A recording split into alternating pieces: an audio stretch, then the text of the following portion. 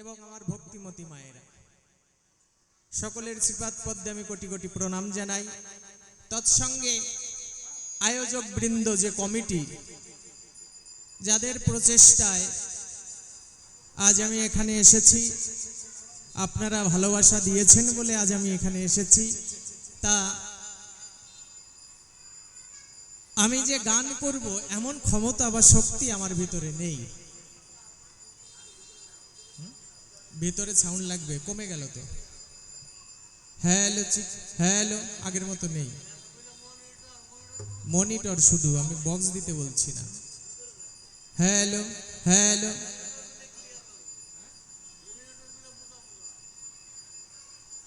হরি বল। Hello hello hello hello, ভাষা নেই। Hello hello hello, monitor একটু রিভার্ব লাগবে। হ্যালো হ্যালো হ্যালো, হ্যাঁ এখান থেকে জানি নড়ে না। যাই হোক, তবে আমার মতন অধম আপনাদের যে আনন্দ দেবে এমন ক্ষমতা আমার ভিতরে নেই। আবার বুঝে যায়, আবার কমে গেছে। ইকো কেটে দেন, রিভার্ব দেন। জয় রাধে জয় রাধে, হরি বল। ভিতরে বন্ধ হয়ে গেছে আবার।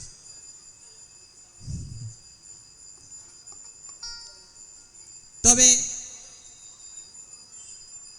আমি ভালো গান গাইতে পারি না মায়েরা, প্রথম ক্ষমা চেয়ে নিচ্ছি। কারণ এক রাজা বিয়ে করেছিল, তা বিয়ে করার পরে যখন স্ত্রী ঘরে এসেছে, ঘরে আসার পরে ওই রানীমা আম বাগানে ঘুরতে গেছে। এই দুপুরবেলা মায়ের আম বাগানে যান না? আপনাদের এই দিকে যদি আম বাগান থাকে তাহলে জানতেন। তো আম বাগানে যখন ঘুরতে গেছে, এমন সময় ওই আম বাগানে কোথার থেকে জানি একটা বসন্তের কোকিল এসে কুহু বলে ডাক দিয়েছে। যখনই কুহুরব করেছে, ওই রানীমা খুব আনন্দ পেয়েছে। মনে মনে চিন্তা করছে, এত সুন্দর একটা পাখি এমন সুন্দর ডাক দিল। মনে আছে, ভাবো অন্তত ওই পাখিটাকে ধরে নিয়ে যদি খাঁচার ভিতর পুরে আমি একটু শিক্ষা দিতে পারতাম, খুব আনন্দ হতো। এই চিন্তা করেছিতে মহারাজের সম্মুখ পরে গিয়ে উপস্থিত, ডাক দিয়ে কয়, মহারাজ আমার কথা নিবা, আমি বাগানে গিয়ে এক পাখির ডাক শুনেছি, সেই পাখি আমার এনে দিবা। এখন মহারাজ ভাবে, তাই কোন পাখি ডাক দিল রে ভাই, আমি তো শুনি নাই। বলে, কেমন করে ডাক দিছো বলো তো? ও ডাক দিয়ে শোনাচ্ছে, কুহু। কোকিলে ডাকে কুহু করে। তা যখনই ডাক দিয়েছে, তা বলছে, এত সুন্দর একটা পাখি, তা আপনি ধরে আনেন, আমি সোনার খাঁচায় পরে রূপোর কাঠি ধরিয়ে অনুরাগের শিকলে পরিয়ে ওকে আমি পুষব। তাই এখন ওই কোকিল কি ওই জায়গায় বসে আর আছে? বলি, আমি আপনাদিগের কাছে, কোকিল কিন্তু উড়ে গেছে। অমন সময় ওই জায়গায় এসে এক পেঁচা বইছে। পেঁচা চেনেন? বুথুম পেঁচা যারে কয়। তা পেঁচা যখন ওই জায়গায় বসে, এমন সময় ওই মহারাজ কিন্তু জাল দিয়ে ওই বাগান ঘিরে ফেলায়। যখনই জাল দিয়ে বাগান ঘিরে ফেলেছে, মনে মনে চিন্তা করছে, যাক আজকে কোনো মতে না কোনো মতে ওই রানীকে কিন্তু ওই উপহার দিতেই হবে। তা যখন ওই পেঁচা ধরা পড়িছে, সে কোকিল তো আর ধরা পড়িনি। যখন পেঁচা ধরেছে, ওই পেঁচা নিয়ে খাঁচার ভিতরে পুরে রানীরে বলতেছে যে এই পাখিতে ডাক দিছিল, এই যে সেইটা পোষো এইবার। এবার রানী মনে মনে চিন্তা করে, যাক মহারাজ আমার কথা শুনেছে, সোনার খাঁচায় পুরে রূপোর কাঠি ধরে ওরে অনুরাগে আমি শাসন করব। যখন এই চিন্তা করেছে, এমন সময় রানী মনে মনে চিন্তা করছে, যাক ওই দিন যে কুহু বলে ডাক দিছিল, আজকে অন্তত ডাক দিয়ে বলে, এই পাখি একটু বল, ওই দিন যে বসন্তের বাতাসে কি সুন্দর এসে আনন্দ দিয়েছিলি আমার চিতে, আজ একটু কুহুরব কর দেখি, করিব শ্রবণ। কিন্তু ওই পেঁচাই তো আর কুহু ডাক দেয় না। রানীর পারে আর সয় না, যে কি পাখি ধরে আনলো, কুহু ডাক দেয় না, ব্যাপার কি? তা রানীমা কি করেছে, অনুরাগের ওই যে রূপোর কাঠি ছিল, পেঁচারে বাড়ি দিয়ে হয়েছে। যখনই বাড়ি দিয়েছে, পেঁচার কিন্তু রোম জম উঠে গেছে, পশম উঠে গেছে। বাড়ি খেয়ে রানীমা বাড়ি মারিছে, পেঁচার আবার দুঃখ হয়েছে যে রানীমা আমারে মারলো, এ তো সহ্য করা যায় না। তা রানীমা বলছে, বল একবার কুহু বলে ডাক দে, আমার প্রাণটা আমি জুড়াই। পেশা দেখে মরছি রে। আমি পেশা মানুষ, আমি কুহু ডাক কি করে দেব? এখন যখন বারবার ওই রানীমা বাড়ি মারে, এই পেশা কিন্তু পাশাগুলো ওই রানীর দিকে বসে থাকে। তা বলতেছে পেশা, বলতেছে শোনেন রানীমা, কুহুরব করিয়া উড়িয়া গিয়েছে কোকিল নন্দন, তার ভিতর আটকা পড়লো এই পেশক বন্ধন। খাসায় অমরি খোসায় অমরি, আমি কুহু ডাক দিতে পারবো না, আদেশ করলে একটু খেসর মেসর করি। তা আমি কিন্তু ওই কুহু ডাক দিতে পারবো না, আপনারা যদি আদেশ করেন খেসর মেসর করিয়ে ধুয়ে চলে যাব। যাই হোক, এইবার কমিটির যে বাবু আমাকে ফোন করে এনেছিল, নাম ওনার অটল মজুমদার মহাশয়, তা উনি বলেছে যে এটা তোমাদের ভালো লাগে, যেভাবে দ্বন্দ্ব বাড়ানো যায় সেই পালা করো। যেহেতু এটা মা শ্মশান, এটা শ্মশান ছিল তাই তো, তাহলে কালী পুজো হয়েছে, মা তারার কালী পূজা উপলক্ষে কবিগান বসে শুনবেন সুধীজন। এইবার যদি তরমতো ঝগড়া বাঁধাতে যায়, তাহলে আমার কিন্তু ঝগড়া বাঁধাই বেড়ায় নারদ মুনি, মনির মধ্যে জ্ঞানী গুণী, ওই নারদ হয়ে প্রশ্ন করলি তাহলে এমন হয় ভালো হয় নাকি? নারদ হলে ঝগড়া বাঁধাই বেড়ায় সকালবেলা, তা মনে করো আজকে আমি নারদী হয়ে যাই। সব তত্ত্ব থাকবে, কালী তত্ত্ব, শিব তত্ত্ব সবই থাকবে, আপনারা বসে বসে শুনবেন। যতক্ষণ আপনারা থাকবেন ততক্ষণ গান হবে।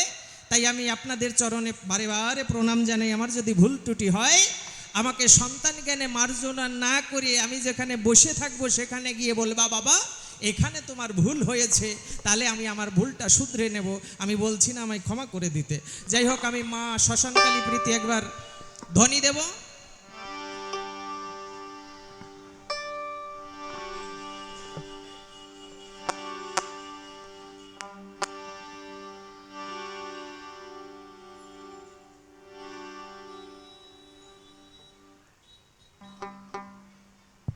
হ্যালো হ্যালো চিক, হ্যালো হরি বল, হ্যালো হ্যালো চিক, হ্যাঁ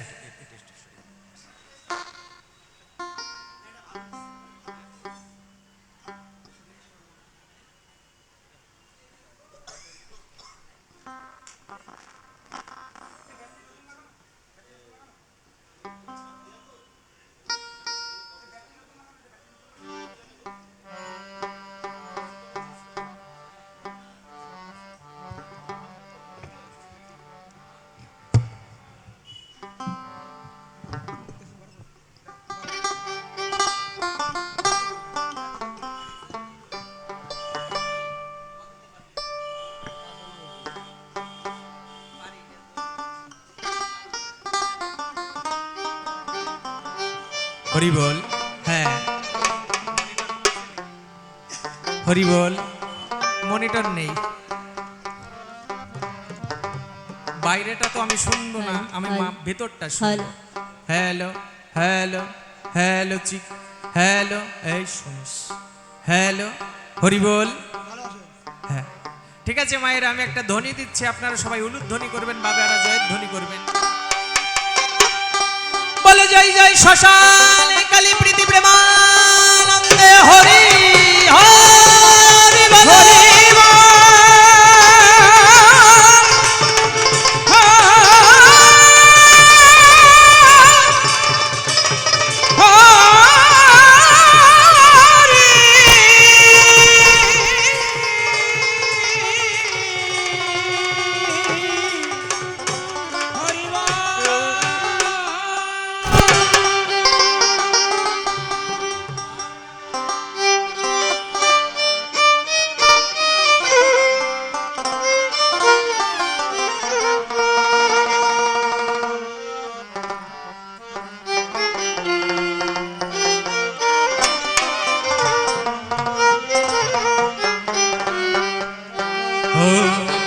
তোমার নামে নয়নে মোর অশ্রু ঝরে যে,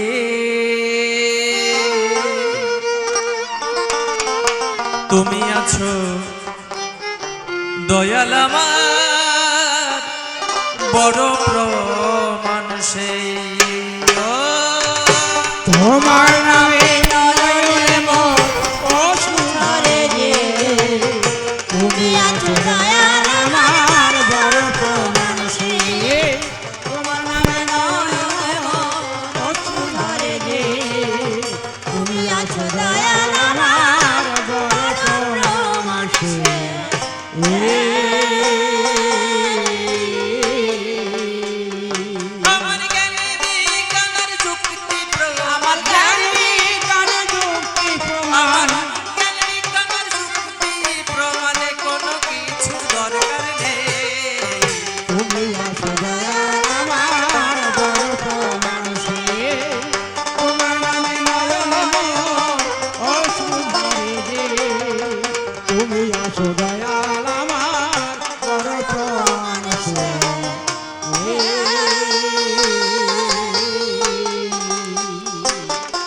আমি যে গানটি গেয়ে শোনাচ্ছি আপনাদের সম্মুখ পরে, গানটি লিখেছিলেন প্রেমিক কবি, ভাবুক কবি, শ্রদ্ধেয় পাগল বিজয় সরকার মহাশয়। বিজয়বাবু গান করবার তরে করেছে গমন। যেই কমিটিতে ডাক দিয়েছে সেই কমিটির মানুষ এসে বিজয়বাবুকে ডাক দিয়ে বলছে, সরকার মশাই কথা নেবে, ধর্মবিজ্ঞান আলোচনা হবে। তা আজ আপনি বিজ্ঞানী হবেন, বিপক্ষের সরকার ধার্মিক হবে, এইভাবে কবি গান আমাদের শ্রবণ করাবেন। তা বিজয়বাবু আজ বিজ্ঞানী হয়ে প্রশ্ন করেছে আসরে গিয়ে, বিপক্ষের সরকার ধার্মিক, ধর্মবিজ্ঞান আলোচনা। বিজয়বাবু সেখানে বিজ্ঞানী হয়ে গান রচনা করলেন কি, বৈরাগীদের টাকা নাই পকেটে। যারা ভিক্ষা করে খায় বৈরাগী, বৈরাগীদের টাকা নেই পকেটে, ওরা সাধনায় যাবে চন্দ্রলোকে আর আমরা যাব রকেটে। যারা সাধুগুরু বৈষ্ণব সাধনা করে করে সেই চন্দ্রলোকের সন্ধান পায়, সেই জায়গায় যায়। আর যারা বিজ্ঞানী হয় তারা কিন্তু রকেট তৈরি করে চাঁদে চলে যেতে পারে। তাহলে বৈরাগী তোমরা সাধনা করে যাবা, আর আমরা কর্মবীর, কর্ম করে রকেট তৈরি করে সেই রকেটের দ্বারাই চন্দ্রলোকে গমন করব। কি কায়দা দেখেন, ভালো গান হয়েছে। পরের দিন আবার ওই আসরে ডাক দিয়ে বলছে, সরকার মশাই আজ আগামী দিন, গতকাল যে চলে গেল, আপনি ওই দিন বিজ্ঞানী হয়েছিলেন, কি সুন্দর গান লিখেছেন, আজকে আপনি ধর্মের পক্ষে হবেন, বিপক্ষের সরকার আজ বিজ্ঞানী, আপনি ধার্মিক রেখে আছে, আপনি কি গান লেখেন। বিজয়বাবু এই আসরে গিয়ে খাতা কলম ধরিয়ে লিখে দিল কি, বিজয়বাবু গাইলেন কি গাইলেন, আমার জ্ঞানে বিজ্ঞানের যুক্তি প্রমাণ, জ্ঞান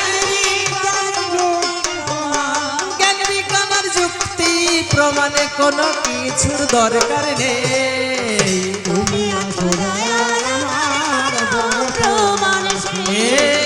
তোমার নামে তুমি আছো দয়াল আমার মানুষে।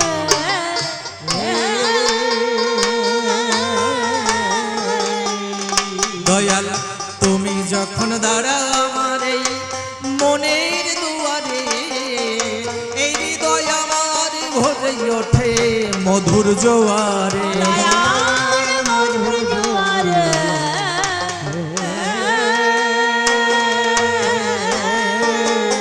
ঈশ্বর, ঈশ্বর যেই ধরাধামে আছে এর প্রমাণ কি করে আপনি প্রমাণ দিবেন, বুঝবেন কি করে, ভগবান আছে। যুক্তিবাদী যারা ভগবান মানে না তারা, আর যারা ভক্ত হয় ভক্তি দিয়ে ভগবানকে পোজে, সর্বময় সর্ব জায়গায় দেখে হরিদয়াময়। তুমি যদি যুক্তি তর্ক দেখাও, বিশ্বাসের নীলায় বস্তু তর্কে বহুদূর। তুমি যদি বিশ্বাস করো ঈশ্বর আছে তার প্রমাণ।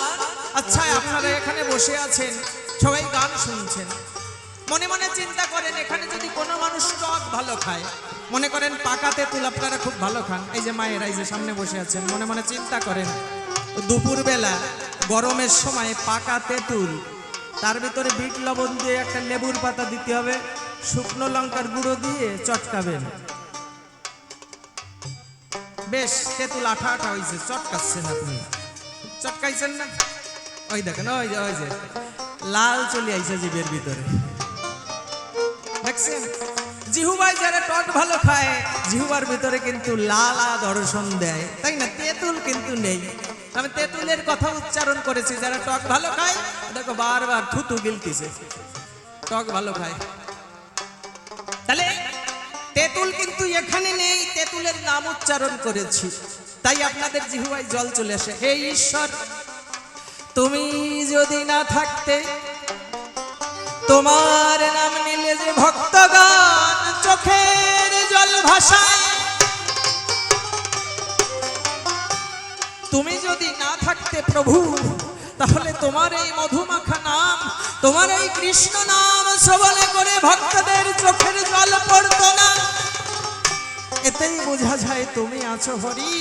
তুমি যখনই আমার হৃদয়ে দরজায় দাঁড়াও, আমার এই হৃদয়ে খানা তখনই মধুর জোয়ারে ভরে যায়। এতেই প্রমাণ হয় ঈশ্বরেই বিশ্ববসুধায় আছে, তা না হলে তার নামে কখনো চোখের জল ঝরতো না, এই জগতে কেউ ভগবানের নাম করে কান্না করতো না। তাই বিজয়বাবু গাইলেন, দয়াল তুমি যখন দাঁড়াও আমার এই মনের দুয়ারে, এই হৃদয় আমার ভরে ওঠে মধুর জোয়ারে। দয়াল মধুর জোয়ারে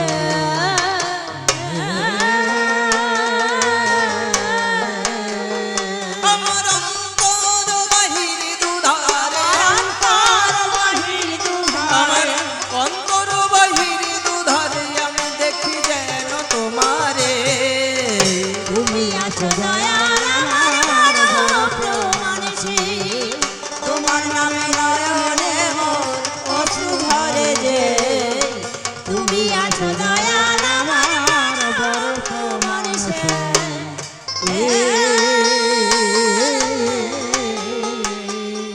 তুমি দেও না ধরা যাও না দূরে আমাকে রেখে, লুকিয়ে লুকিয়ে হাসো আড়ালে থেকে। দয়াল আড়ালে থেকে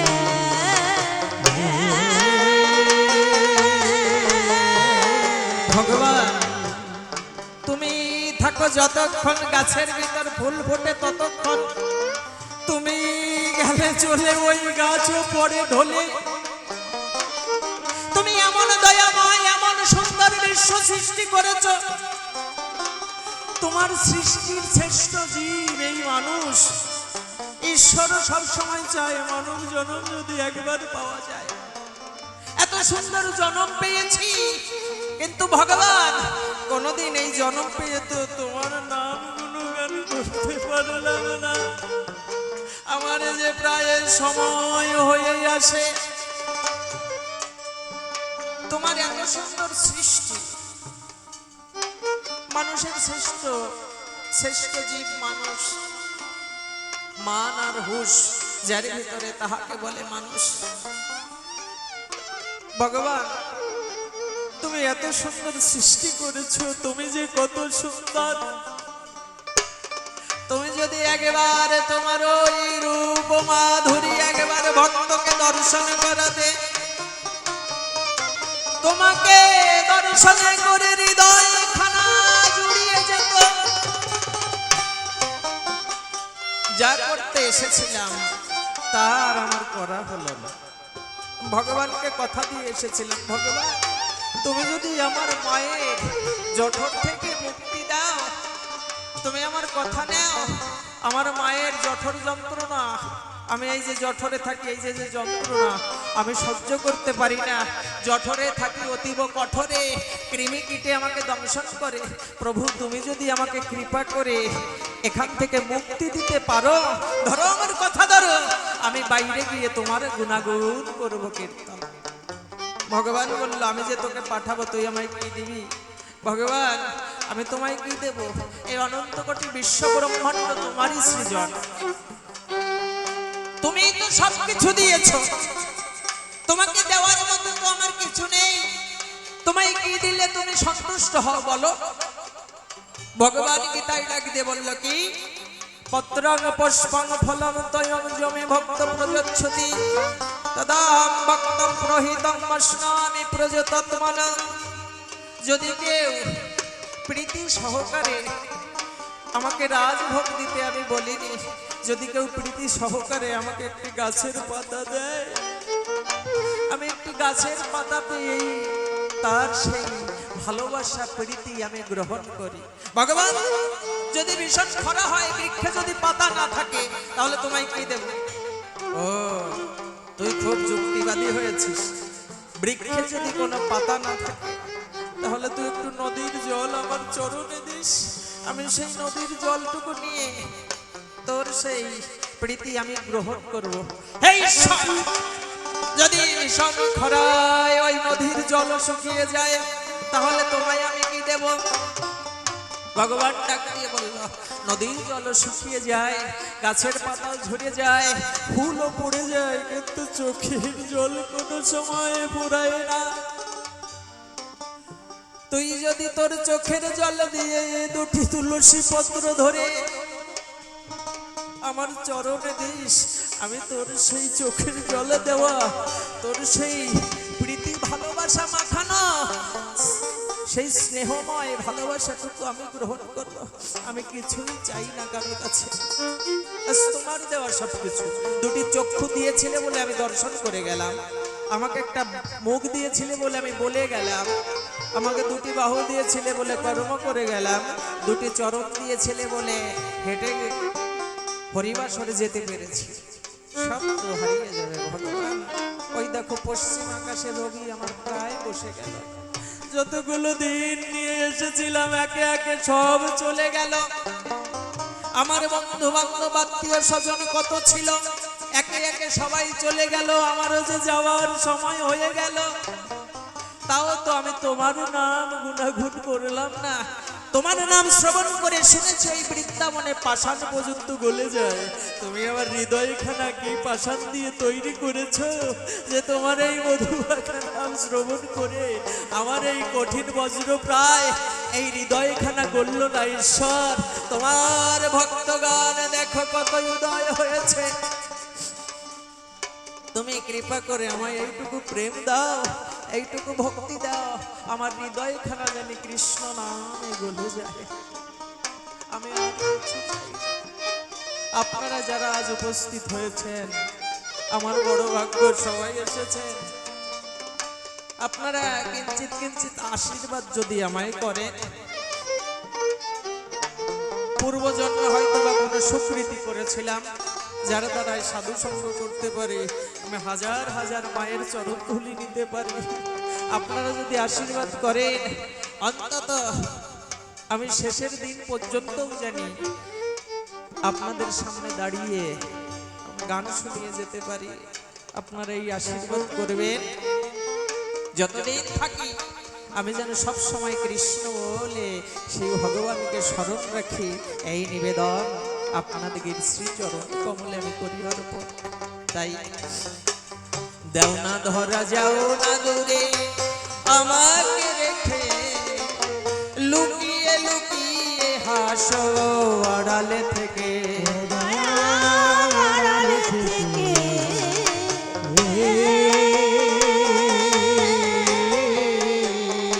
আমি তোমার লীলা খেলা দেখে, তোমার লীলা খেলা আমি দেখে, তোমার লীলা খেলা দেখে মন প্রাণের স্বাদ মিটে। তুমি আছো দয়াল আমার প্রমাণ সেই, তোমার নামে নয়নে অশ্রু ঝরে। তুমি আছো দয়াল আমার প্রমাণ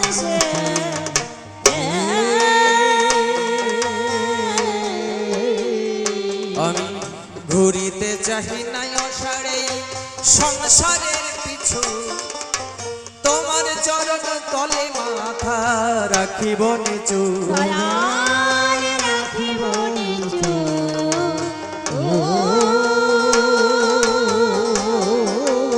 ও দয়াল, ঘুরিতে চাহি নাই অসারে সংসারের পিছু, তোমার চরণ তলে মাথা রাখিব নিচু। দয়াল রাখিব নিচু।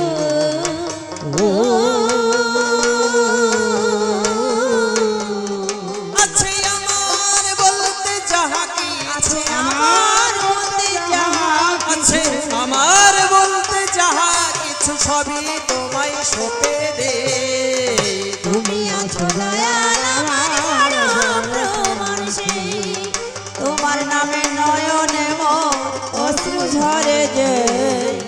তুমি আছো দয়াল আমার বড় প্রমাণ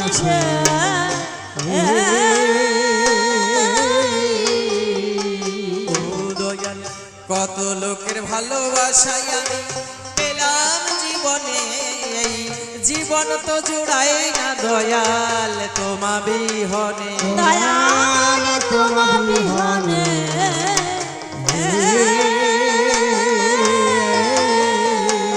কত লোকের ভালোবাসা পেয়েছি আমি, এসেছি এইভাবে। স্বামীর ভালোবাসা পেয়েছে স্ত্রী, স্ত্রী স্বামীর ভালোবাসা, স্বামী স্ত্রীর ভালোবাসা, ছেলে মেয়ে সবার ভালোবাসা আমরা পেয়েছি। আমরা যতই ভালোবাসা পাই, আপনাদের জানাই, যতই ভালোবাসাই আমরা পেয়েছি, কিন্তু কোথাও জানি কিন্তু থেকে যায়, কোথাও জানি কিন্তু ফাঁকা আছে। একটি পাখিকে যদি খাঁচায় করে যত্ন করে আপনি খাবার দেন, প্রতিদিন পাখি কৃষ্ণ ডাক দেয়, কৃষ্ণ কথা শোনায়। আপনি যখন খাঁচার কাছে থাকবেন না, ওই পাখি মাঝে মাঝে ওই খাঁচায় খোঁচা দেয়, কেন? আমাকে তুমি বের করে দাও, আমি যে নীল গগনের পাখি, আমাকে তুমি ছেড়ে দাও, আমি মুক্ত আকাশে উঠতে চাই, আমি যে অনন্ত আকাশের পাখি।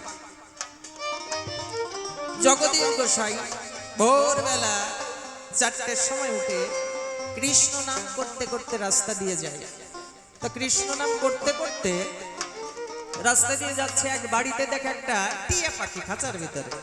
তা টিয়া পাখিটা কি সুন্দর হরে কৃষ্ণ ডাক দেয়।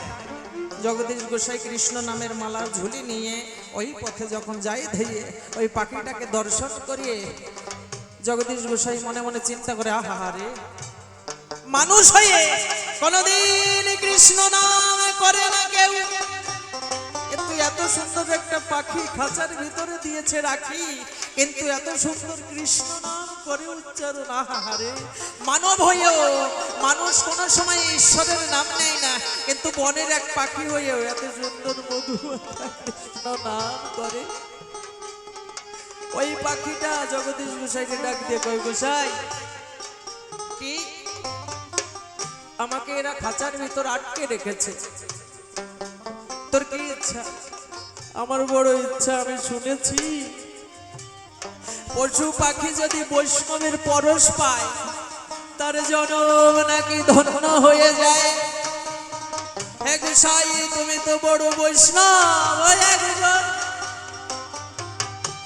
তুমি তো বড় বৈষ্ণব, তুমি বড় ভক্ত। আমি শুনেছি ভক্তের চরণ ধুলি নাকি গায়ে মাখলে এই দেহটা পবিত্রময় হয়, গঙ্গায় তার স্নান করতে হয় না। আমার বড় বাসনা, আমি একটু ভক্তের চরণ ধুলি, আমি যদি একটু ভক্তের চরণ ধুলি মাখতে পারতাম, আমার পাখি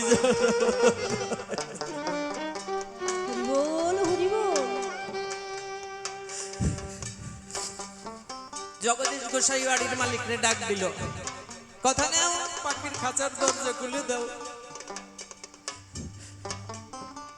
যখনই খাঁচার দরজা খুলে দিয়েছে, ওই পাখিটা উড়ে গিয়ে একটা পেয়ারা গাছে বসেছে। পেয়ারা গাছে বসে বলছে, গোসাই, আমি কোন জন্মে অপরাধ করেছিলাম যার জন্য আমি মানুষ জন্ম পাই নাই। আমার মতন এই পাপী পাখি দেহ যদি তোমার মতন ওই বৈষ্ণবের স্পর্শ পায়, তাহলে যে ধন্য হয়ে যায়। কৃপা করে তুমি যদি একটু আমায় আশ্রয় দিতে, তোমার চরণ পরে। বলে আয়। পাখিটিকে যখন জগদীশ গোসাই ডাক দিয়েছে, ওই পাখিটি উড়ে গিয়ে জগদীশ গোসাইয়ের বুকের যখন পরশ পেয়েছে, বুকের পরশ পাওয়ার পরে চরণ পরশ পায়। ওই জগদীশ গোসাইয়ের চরণের ধুলি যখন লাগলো ওই কৃষ্ণ বলি পাখির গায়ে, সঙ্গে সঙ্গে প্রাণ পাখি তার উড়ে চলে যায়।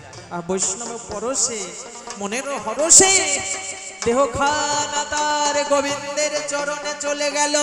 একবার প্রেমানন্দে হরি বল, হরি বল, হরি বল। তাই কত লোকের ভালোবাসা পেয়েছি সংসারে, কিন্তু আমার এই হৃদয়খানা জুড়ানো, আমার এই যে কঠিন বজ্র প্রায় হৃদয়, প্রভু তোমার নাম শ্রবণ করেও জুড়ালো না। তাই বিজয় বাবু বললেন, আমি কত লোকের ভালোবাসা পেলাম জীবনে, জীবন তো জুড়াই না দয়াল তোমা বিহনে, দয়াল তোমা বিহনে।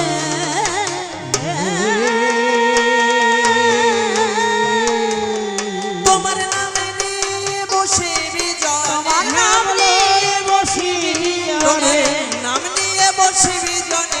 বিজয়ের বাসনায় তুমি আছো দয়াল আমার প্রমাণ সে তোমার নামে নয়ন অশ্রু ঝরে যে তুমি আছো দয়াল আমার বড় বড় প্রমাণ সে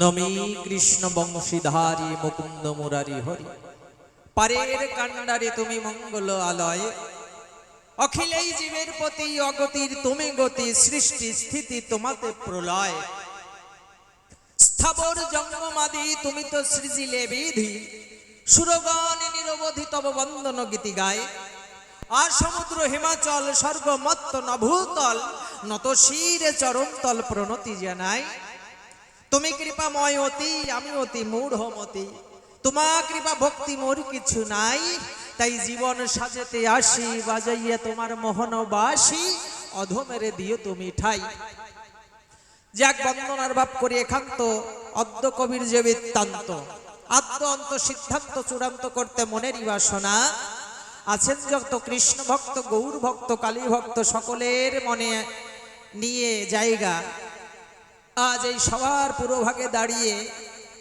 বলি আমি আপনাদিগের ধারে বারে বারে প্রণাম করি আপনাদিগের পদ নখরে এইবার কোথাওতে আলোচনা শ্রবণ করেন সুধী জনা নারদ আর শ্রীকৃষ্ণ ভগবানের আলোচনা আপনারা করিবেন শ্রবণ এইবার বিপক্ষের সরকার যিনি অত্যন্ত জ্ঞানী এবং গুণী তাত্ত্বিক এবং তাত্ত্বিক কথা মিথ্যা নয় তিনি আমারই জেঠু কবি উত্তম সরকার মহাশয় প্রণাম জানি তাহার রাঙ্গা পায় জেঠু মশাই আমার কথা নেবেন তোমার আপনার ওই পুত পবিত্র আশীষ দিয়ে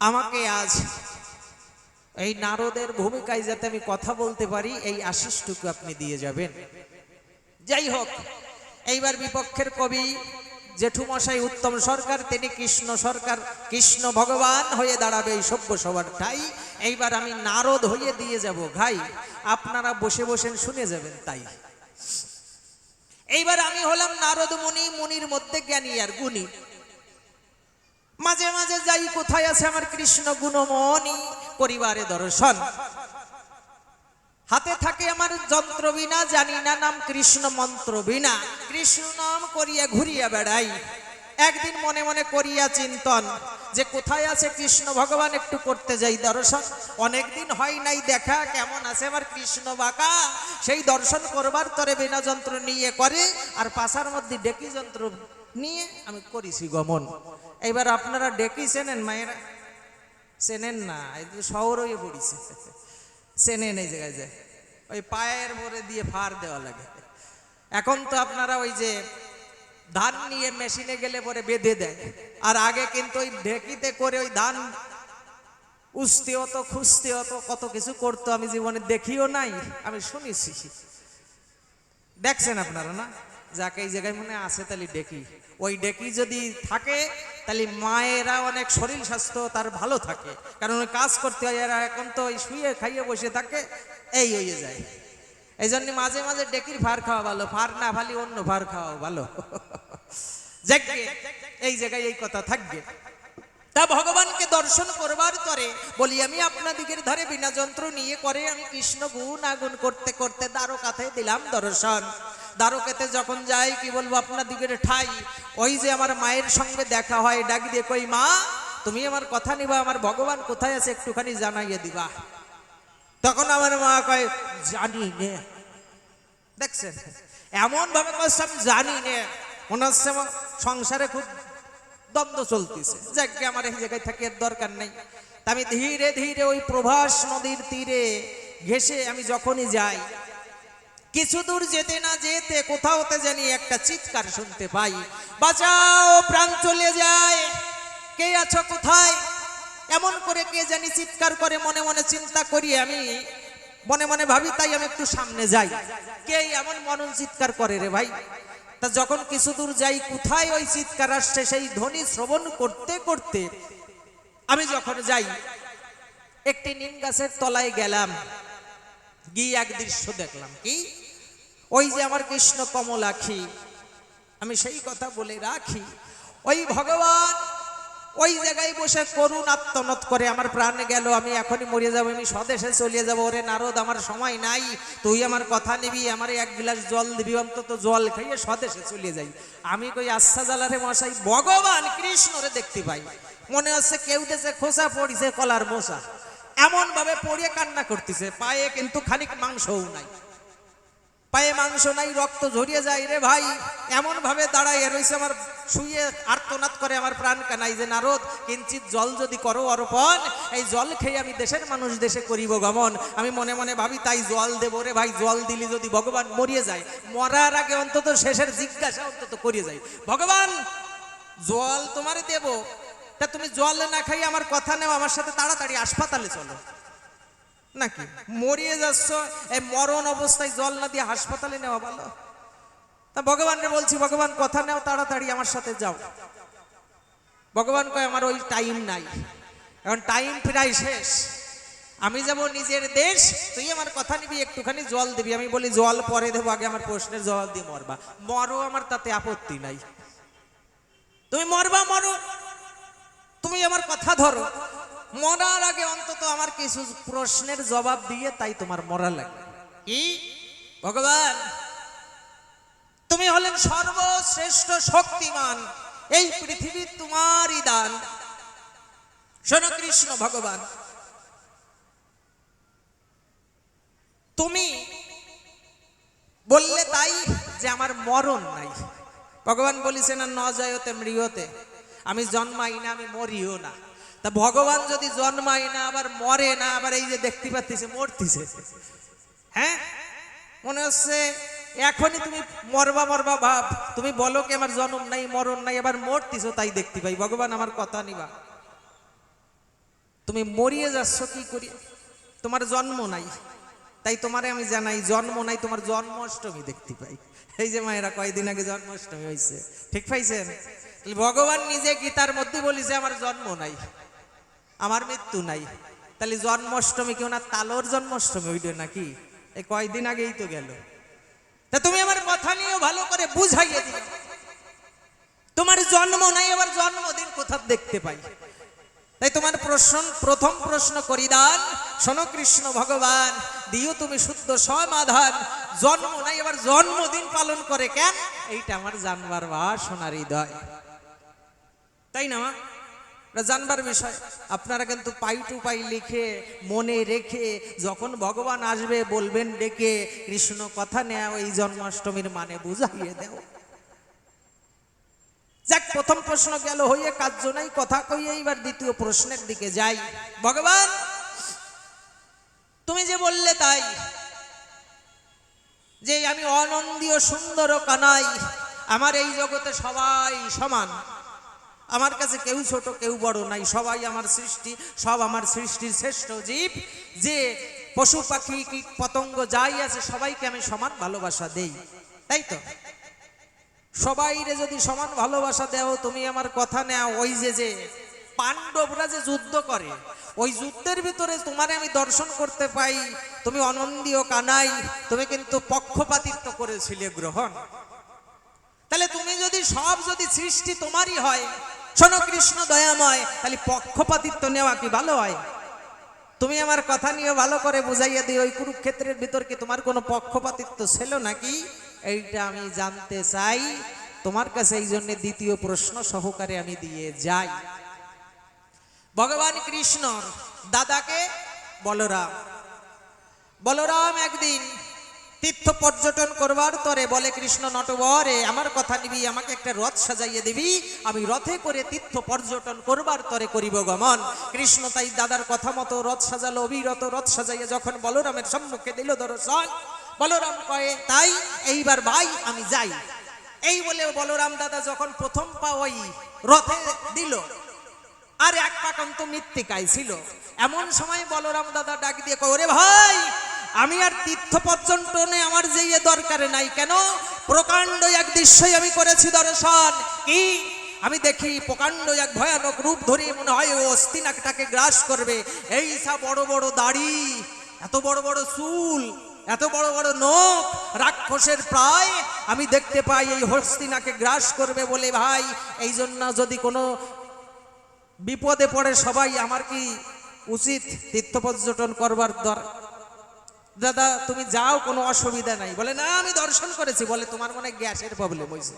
দেখেন কৃষ্ণ কয় তোমার মনে হয় গ্যাস উঠিছে তাই ভুল ভাল করছো, তুমি কথা নেও, একটু ডাবের জল খাও, তাহলে তুমি ওই ডাবের মধ্যে লেবু দিও, তাহলে যদি তোমার সুস্থ হও তুমি। ভুল বকতেছি। তা বলতেছে ভাই ভুল তো না, ঠিক আছে আমি তীর্থে যেতে চাই, কিন্তু তোরে আমি একটা কথা বলে যাই, কি তুই আমার কথা নিবি, যদি হস্তিনায় ভীষণ রণ হয়, কোনো সময় যদি যুদ্ধ বেঁধেও যায়, তুই আমার কথা নিবি, তুই যেন কোনো পক্ষে না যাস, এই কথা আমায় দিবি। কৃষ্ণ বলে ঠিক আছে। বলে না ঠিক নাই, তুই সত্য অঙ্গীকার কর আগে আমার দ্বারে। বলছে দাদা আমি যুদ্ধে যাবো না, যাবো না, যাবো না, এই কথা দিলাম, তুমি এবার তীর্থে যাও। এইবার যখনই বলেছে আবার কৃষ্ণ মনে মনে চিন্তা করছে, ওরে সর্বনাশ, আমি তো যেই জায়গায় গন্ডগোল হয় না গেলি বাল ঠেয় না, আমি যে দাদারে কথা দিলাম যে আমি যুদ্ধে যাব না, মাথা চুলকাচ্ছে। দাদা কি ছোট্ট একটু কথা, কি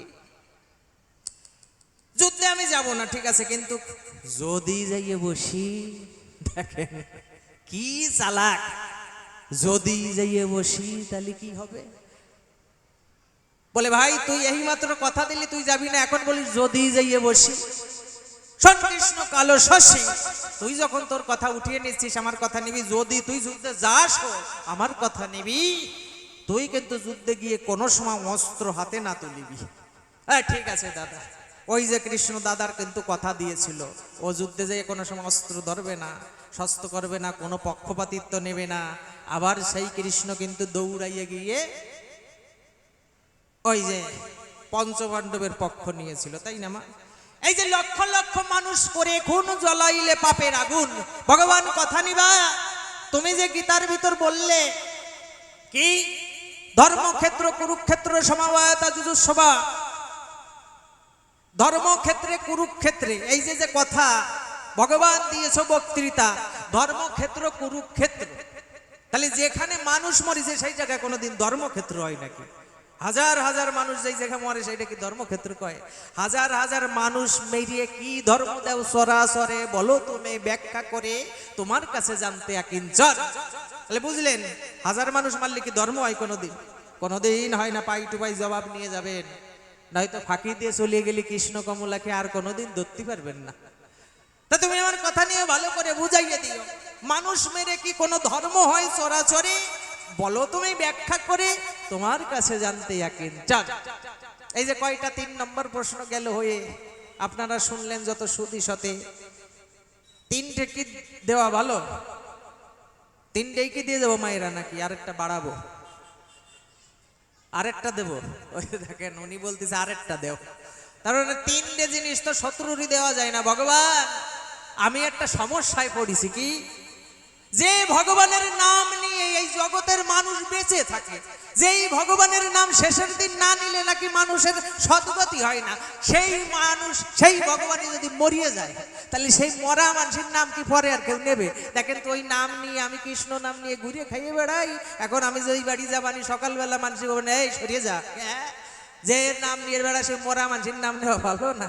তোর ভগবান তো টেকলো না। ভগবান আমার কথা নেও, আমি 4 যুগের অমর নারদ, 4টে যুগ ধরে আমি অমর, তাহলে 4 যুগ ধরে আমি বাঁচিয়ে থাকি, আর তুমি কৃষ্ণ কমলা কি এই যুগে এসে ফটফট করে মরিয়ে যাও, যেইবার আসো সেইবার মরিয়ে যাও। তুমি যখন রাম অবতার হয়েছিলে তখন কি করেছিল? ওই সরজ নদীতে সলিল সমাধি হয়েছিল তোমার, তুমি প্রাণ ত্যাগ করেছিল, তাহলে তোমার ওই জায়গায় মরণ হয়েছে। এই যে কেবল তোমার পায়ে খোসা দিয়েছে, তোমার নাকি মরণ নাই, তাহলে তোমার মৃত্যু লক্ষণ আমি দর্শন করতে পাই। মরণের আগে মানুষের নাক বউচা হয়ে যায়, কান ভাঙিয়ে পড়ে, গলায় সেলের ধরে, তোমার সবকিছু দেখা যাচ্ছে। তুমি বলতে যে তোমার মরণ নাই, আবার এই মরণের গুণ সবকিছু দেখতে পাই। আমি বাড়ির সমস্যায় পড়ি রে ভাই, তোমার মরণ নাই, এক মুখে 2 রকম কথা শুনতে পাই। কেমন করে জানো? হ্যাঁ, এক মোল্লা বাড়ি কল্লা, সেই মোল্লা কি করেছে, মনে মনে চিন্তা করছে ঈদ ফিরাই আসিয়ে গেছে, এই ঈদের সময় একটা যদি গরু নিতে পারি, আড়িয়ে গরু, ওই আড়িয়ে গরু জবাই দিলে মানুষ আমার একটু ফুলে ফুলে ডোল ওঠে, মানুষ কবে না যে মোল্লা জবাই দিয়েছে, ভালো তো। তা আমি যাই একটা হাটের থেকে গরু কিনে নিয়ে এসে ও যে মোল্লা হাটে গেছে, বলি আমি আপনাদের কাছে হাটে গিয়ে সুন্দর দেখে একটা আড়িয়া গরু দেখিছে। এইবার আড়িয়া গরুটার দাম জিজ্ঞেস করেছে, যে গরুর মালিক ডাক দিয়ে কয়, মোল্লা সাহেব 60,000 টাকায় বিক্রি করতাম, যেহেতু তুমি মোল্লা সাহেব তুমি আমার কথা নাও, 50,000 টাকা দাও। এইবার ওই মোল্লা তো ভাবছে, যাক বাবা 10,000 টাকা বাঁচিয়ে গেছে, 50,000 টাকা দিয়ে গরু পাইছি, ইদি ঠিক আছে দাও। এবার 50,000 টাকা দিয়ে ওই গরু নিয়ে ওই রাস্তা দিয়ে যাচ্ছে। এমন সময় এক মুসলমান ডাক দিয়ে কয়, মোল্লা সাহেব কথা নিবা, গরুর দাম কত একটু কবা। এই মোল্লা ডাক দিয়ে কয়, ঈদের বাজার গরু নেছে 60,000, কেনছে 50,000 দিয়ে, কয় 60,000। গরু কিন্তু কান খাড়া হয়ে শুনতেছে, কয় কি শালা কেনছে আমারে 50,000 দিয়ে, কয় 60,000। এ তো মিথ্যে কথা কয় রে। আবার কিছু দূর যেতে না যেতে আরেকজন ডাক দিয়ে বলছে, আচ্ছা এই গরুর দাম কত নেছে? কয় ঈদের বাজার গরু নেছে 70,000। দেখেন কি মিথ্যে কথা, কিনছে 50,000, 10 করে বাড়তিছে, গরু কিন্তু কান আবার খাড়া দিছে। এ তো মিথ্যে কথা কয় রে মাইরি, মিথ্যে কথা তো গরু দিও সহ্য করে না। কিছু দূর যেতে যেতে আরেকজন জিজ্ঞেস করেছে, মানে সবার ভালো লাগতেছে গরু দেখে, দাম কত? ঈদের বাজার গরু নেছে 80,000। এইবার আর ওই গরুর সহ্য হয় না, গরু শিং বেকাই দিয়ে গুঁতো দিয়ে মোল্লারে দড়ি কোনোরকম শিঙের উপরে উঠাই দিয়ে আটা আরম্ভ করেছে। মোল্লা কয়, এই যাস কোন জায়গায়? হেই তোর কেবল কিনে আনিছি 50,000 টাকা দিয়ে তুই চলে যাস, কাছে তোর মতো আদাড়িয়ে মোল্লার বাড়ি আমি যাবো না। তুই কিনছিস 50,000 দিয়ে, কোষ 80,000 টাকা। এই মিথ্যে কথা গরু তুই সহ্য করে না। কয় তুই যাস কনে? কয় এবার আমি আসি বলি দিস গিয়ে খাসি যা। দেখছে, আমি এবার আসি তুই বলি দিস খাসি। তাই ভগবান তোমার দশাও তাই মিথ্যে কথা কই বেড়াও। সৎ পথে চলতি কও, সৎ পথে থাকতি কও, তাহলে আমি 4 যুগের অমর নারদ মুনি, আমি সব কিছু জানি। তুমি যে কৃষ্ণ যে কয়বার জন্ম নেছো সেই কয়বার আমি তোমার জন্মাইছি। বলি আমি সবাদার, আমি কিন্তু ওই কৃষ্ণের অ্যাসিস্ট্যান্ট ফাদার, আমি কৃষ্ণের অর্ধেক বাবা। রাম অবতার যখন হয়েছিল, বসে শোনেন জ্ঞানী দল, ওই যে রামচন্দ্রের মার কিন্তু ছেলে মেয়ে হয় না। আমি যখন ওই নারদমুনি বিনা যন্ত্র নিয়ে যখনই অযোধ্যায় করলাম গমন, ওই দশরথ রাজা ডাক দিয়ে নারদমুনির সম্মুখ পরে ডাক দিয়ে কয়, নারদমুনির কথা নিবা, আমার ঘরে একটা সন্তান দিয়ে যাবা। আমি মনে মনে ভাবি, তাই কি দেখি কয়, দেখো দিনই দেখি, আমি হলাম একটা ব্রহ্মচারী মানুষ, কোনোদিন বিয়ে থা করিনি। কয় কি দশরথ রাজামশাই কও কি? কয় না, কিছু একটা করতে হবে যাতে সালমাই হয়। আমি কই দেও দি এমনকি আমার এই করা লাগবে, এই বয়সের আমার গাছ পাথর নাই, এই বয়সে আমি কি করে সন্তান দিই রে ভাই? বলে না করতে হবে। আমি বলছি আমি করব না, বলে না তোমার করা লাগবে। এইবার আমি ভীষণ সমস্যায় পড়েছি যে করাই লাগবে, বলে করা লাগবে। তো চলো। দশরথ কয়, কি ভাবিছো তুমি, কি করার কথা ভাবিছো? তো বলছে আমি ভাবছি সন্তান দিতে করছো, তাহলে সেই পজিশনে তো যাওয়া লাগবে আমার। বলছে আরে আদাড়িয়ে নারদ, সেই কথা না, সন্তান যাতে হয় সেইরকম একটা বিধান করো। তোমার কি ঘরে জাতি কইছি নাকি? আমি ভাবছি ও কি দিয়ে কি কইছে, আমি তো ভাবছি ওই রকমই ভাব। তা বলছে ঠিক আছে, তাহলে কি করলে হয়? যেভাবে আমার ঘরে সন্তান আসে সেই রকম একটা কাজ করিয়ে দাও। তখন আমি ওই ঋষ্য শৃঙ্গি মুনিকে এনে যজ্ঞ করাইয়ে পুত্রিষ্টি যজ্ঞ করাই। তারপরে ওই রামচন্দ্রের পিতা দশরথ যেই যজ্ঞ করলো, ওই যজ্ঞের ভিতর চরু উঠেছিল, ওই চরু দ্বারাই ওই রামের জন্ম হয়। তাহলে আমি রামরে আনতে পারি। তাহলে ভগবান কথা যদি করতে হয় সাবধানে কইয়ে যাইও, আমি কিন্তু তোমার অ্যাসিস্ট্যান্ট ফাদার, তাই না বাবা? যাক গেছে, আর কেন প্রশ্ন হয়ে গেছে না মা, আর কর তো কোনো দরকার নাই। তো ভগবান তোমার কাছে আমি একটু জানতে চাই, মরিয়ে তো যাবাই, কিছুক্ষণ পরে মরো, এই যে তুমি মরো, মানুষ মরে এত তাড়াতাড়ি, কোনো পাপ টাপ করিছো নাকি? তোমার কি কোনো পাপ টাপ আছে নাকি যে পাপের দ্বারাই তুমি তাড়াতাড়ি মরিয়ে যাচ্ছ, বিদায় নিচ্ছ? তুমি আমার কথা নিয়ে ভালো করে বুঝাইয়ে যে ওই মরণ কি তোমার কোনো পাপের দ্বারায়? আমার মনে হয় পাপের দ্বারায়। ওনার মারে ওই কয়েকদিন আগে যজ্ঞ করেছিল, ওই কৃষ্ণ নটবরে প্রভাস তীরের পরে ওই কৃষ্ণ বলে যশোমতী মা কান্না করে দাঁড়ের দাঁড়িয়ে বেত্র ধরে করেছিল প্রহর। তখন আমার মনে হয় ওই মা মারা যজ্ঞ করার ফলে পাপ হইছে, ওই পাপের চাপে কৃষ্ণ আজ অনুতাপে ওই জন্য যাচ্ছে মরিয়ে, তাই না মা? মা মারিয়ে তুমি যজ্ঞ করো, তুমি মা মারা যজ্ঞ করে এই জগৎ ঘুরে দেখাইছো, মা মারা যজ্ঞ করা কি ভালো? এই যে আপনারা কি মনে করেন যে কৃষ্ণ ভগবান নিখিল জীবের প্রাণ, সে কি শিক্ষা দিল জগৎ মাঝে যে যজ্ঞ করতে গেলে মারা লাগে? তাহলে জগতের জীব কি শিক্ষা লাভ করবে? যজ্ঞ করতে গেলে মারতে হবে। ভগবান কথা নিয়ে দিও সমাধান। তুমি যে মারিয়েছিলে, এইটা কি তোমার কাজ হয়েছে ভালো? আর তুমি যে ওই যজ্ঞে শ্রেষ্ঠ নায়িকা কাকে করলে? শ্রীমতী রাধারানী, তাই না? যজ্ঞের অর্ঘ্য কারে দিয়েছিল? শ্রীমতী রাধার পায়। তা তুমি যদি এখন মরিয়ে যাও, ওই রাধারানী এখন তোমার তো বাঁচানি দরকার। রাধারানী এসে তোমার বাঁচালো না। বুঝছেন মায়েরা? যে কৃষ্ণ যজ্ঞ করে রাধার চরণ পরে অর্ঘ্য দিয়েছিল ধরে, বলি আমি আপনাদিগের ধারে, তাহলে ওই রাধারানী এত বড়, তার ক্ষমতাও বড়। তাহলে ভগবান তুমি যে এখন মরিয়ে যাচ্ছ, তোমার অন্তত রাধারানীর তো বাঁচানো উচিত। তা তুমি তাড়াতাড়ি আমারে জল না দিতে কয়ে রাধারে জল দিতে কও। তুমি আমার কথা নাও, তাই তুমি ভালো করে বুঝাইয়ে দিয়ে যেও। তা তোমার মরণের সময় এখন কেন রাধারানী নাই? আর তোমার এই যে রূপ, তোমার রূপ আর স্বরূপটা তো কেউ জানে না।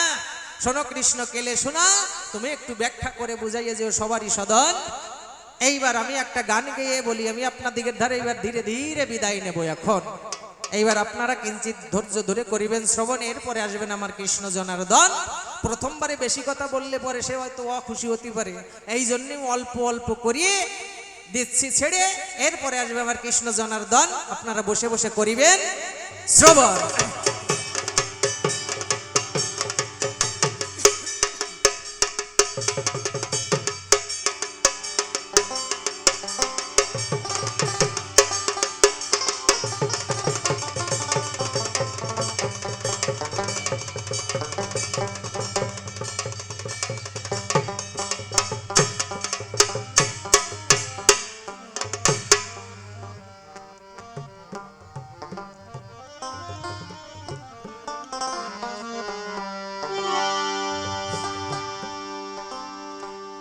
বিজয়বাবুর একটা গান আমি করেছি।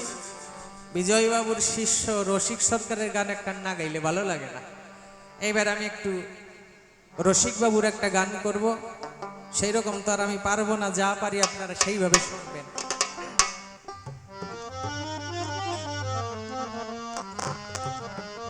ও দয়াল, দয়াল দিন ফুরালো এবার আমায় পথ দেখাও। ও দয়াল দিন ফুরালো এবার আমায় পথ দেখাও দয়াল, দিন ফুরালো এবার আমায় পথ দেখাও।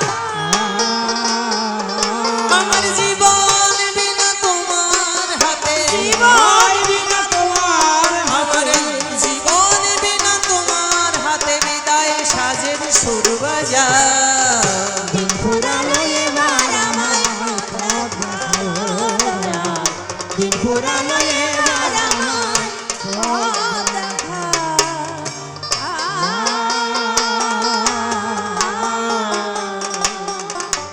এই দেশের এই আকাশ আলো, মন্দ ভালো সাদা কালো, কিছু তোলা গেনা ভালো, সকলই ভোলা। দয়াল সকলি ভোলা।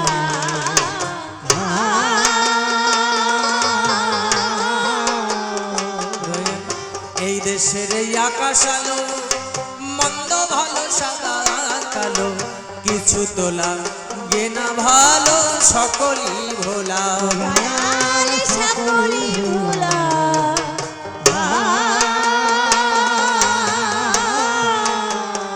আমার বৃত্তি মুখ সুখের বাসর, মুখ সুখের আমার বাসা, বৃত্তি মুখ সুখের বাসর নিজের হাতে ভেঙে দাও। দিন ফুরালো এবার আমায় পথ দেখাও দয়াল, দিন ফুরালো এবার আমায় পথ দেখাও।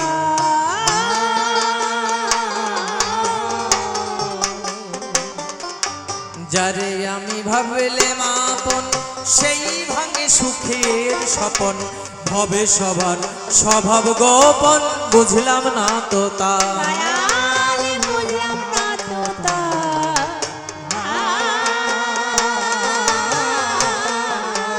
ও দয়াল যাদের আমি ভাবলে মাপন দয়াল তারাই ভাঙে সুখের স্বপন ভবে সবার স্বভাব গোপন বুঝলাম না তো তা দয়াল বুঝলাম না তো তা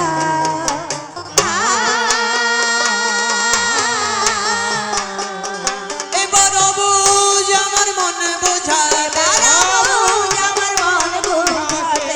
অবুঝ আমার মন বোঝাতে আমার ভাঙ্গা তোরি নিজে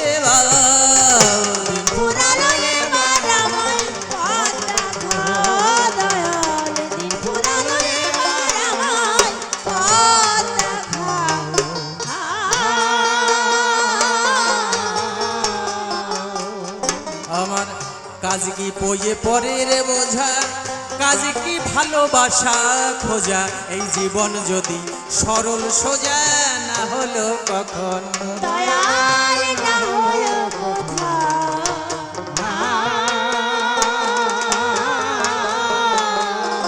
আর কাজ কি পয়ে পরে রে বোঝা কাজ কি ভালোবাসা খোঁজা জীবন যদি সরল সোজা না হলো কখন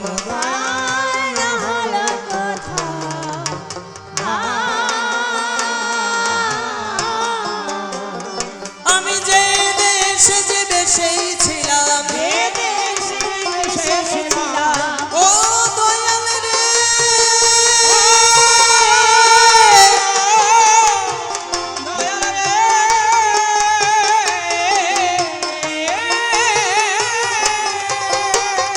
আমি যে দেশে যে দেশে ছিলাম আমি যে দেশে যে দেশে ছিলাম আমায় সেই দেশে আজ নিয়ে যা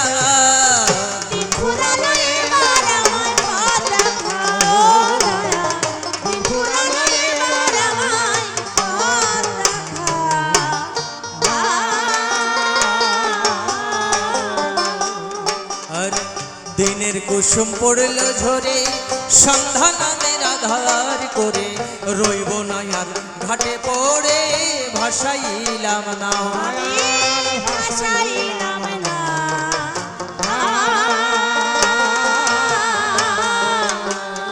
এই দিনের কুসুম পড়লো ঝরে দয়াল সন্ধ্যা নামের আধার করে রইব না আর ঘাটে পড়ে ভাসাইলাম না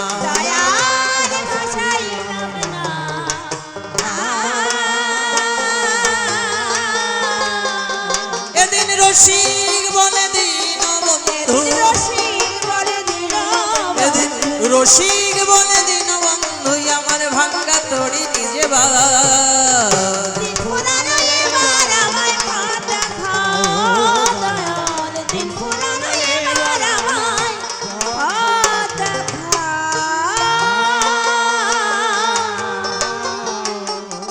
আর কল্পনাতে নারদে আমি কাব্য ভূমিকায় বিপক্ষেতে আছে আমার ওই কৃষ্ণ রসময় শোনো শোনো কৃষ্ণ আমি তোমারে জানাই তোমার কাছে কিছু কথা শুনিবার চাই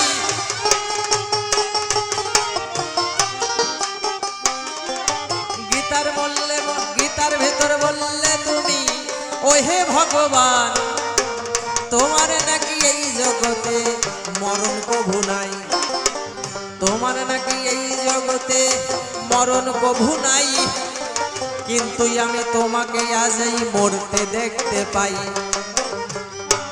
তুমি বললে তোমার মরণ নাই তুমি তো আজ যাচ্ছ মরে বলো তুমি ব্যাখ্যা করে তোমার কাছে জানতে কিঞ্চন তাই প্রথম প্রশ্ন তোমার কাছে শনিবারে চাই ব্যাখ্যা করে বোঝাবে তুমি প্রাণের কানাই তোমার নাকি মরণ নাই আবার মরণ দেখতে পাই তোমার কাছে এই নিবেদন আমি রেখে যাই আবার ধর্মক্ষেত্র কুরুক্ষেত্র শনিবারে পাই মানুষ মেরে ধর্ম হয় নাকি তাই শুনিতে চাই তোমার নাকি কোনো আবার ওই পক্ষপাতিত্ব নাই তোমাকে আবার আমি পক্ষেই দেখতে পাই দুর্যোধনের পক্ষ ত্যাগ করে পাণ্ডব পক্ষে এলে ভালো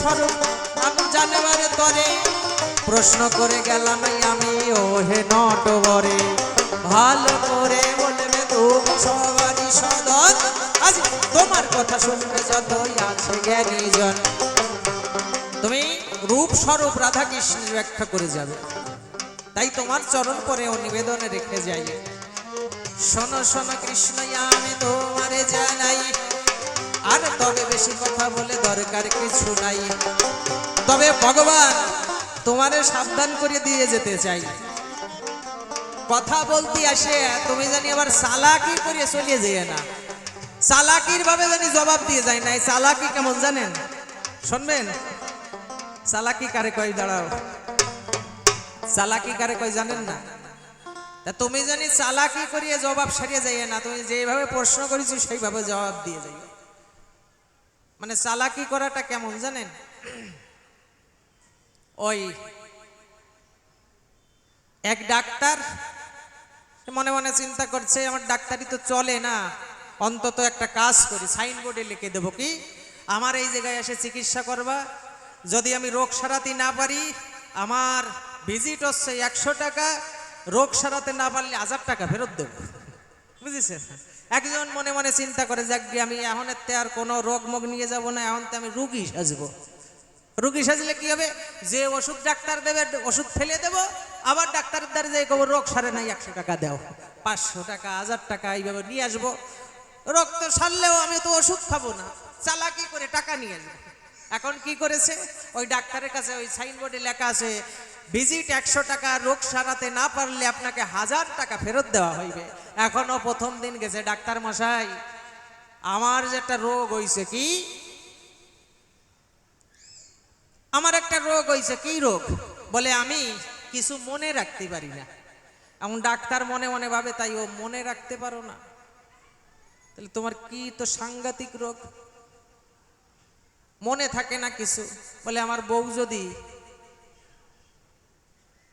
বাজার করতে পাঠায় তাহলে বাজার করতে পাঠালে পরে আমি বাজার নিয়ে যাই আমার বউয়ের ধারে চাল আনতে করলে ডাল নিয়ে যাই ডাল আনতে করলে নুন নিয়ে যাই আমার কিছু মনে থাকে না তাই এই জন্য আমি একটা চিকিৎসা তোমার কাছে চাই এখন ডাক্তার মনে মনে ভাবে এই শালা তো আমার পরীক্ষা করার জন্য আইছে এর তো রোগ নাই ও আসো বসো তা ও যখন বসেছে না ও প্রথম দিন গেছে কি বলছে বলছে শোনেন ডাক্তার আমার না রুচি নাই মুখে কিছু দিলে রুচি পাই না প্রথম দিন গেছে এই বলছে আমার রুচি নাই আমার এমন ওষুধ দেন যাতে আমি রুচি ফিরে পাই এখন ডাক্তার বলতে ঠিক আছে ফাইন ওষুধ আছে তুমি বসো এক্ষুনি রুচি ফিরাই দেবো ডাক্তারের এক কম্পাউন্ডার আছে কম্পাউন্ডার ডাক দিয়ে বলছে আরে নিবারণ আমার কথা নিবি তাড়াতাড়ি 22 নম্বর খাপ নিয়ে আসবি এই 22 নম্বর খাপের মধ্যে পেট্রোল ভরা রয়েছে এইবার ওই খাপ যখন নিয়ে হয়েছে পেট্রোল ড্রপের মধ্যে ভরি ওর জিভে বলছে হা করো